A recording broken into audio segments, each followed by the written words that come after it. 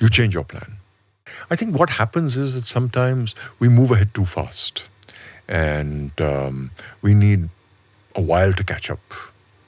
And so the last quarter of the last century, the 20th century, was characterized by a wave of globalization and incredible flexibility and mobility of capital, of management, of technology, not of people.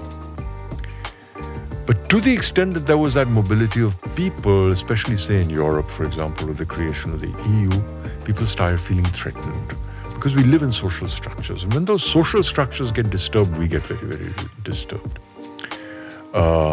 That would account for the kind of right-wing backlashes that we've seen in the UK, for example, even in a place which is otherwise quite tempered like Germany.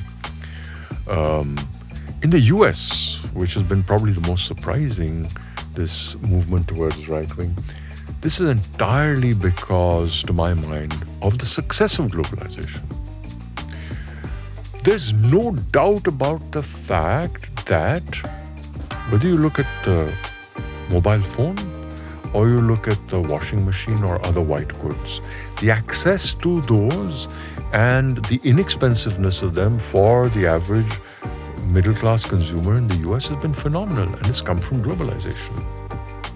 At the same time, what's also happened is that the people who are sitting on top of the chain of globalization, which is the finance guys in Wall Street or the Silicon Valley bosses in the social media companies, etc., they're the biggest beneficiaries of globalization because these organizations move seamlessly across the world. Not goods, not people so much as data and money. And so the improvement in the quality of living of these people has been phenomenal. Compared to them, the middle-class worker in a factory in Detroit or somewhere in the South has not been as much. So the gap has increased vastly. And these rapid changes in inequality, in social structure, etc., are not easy to digest. And there's bound to be a backlash against them.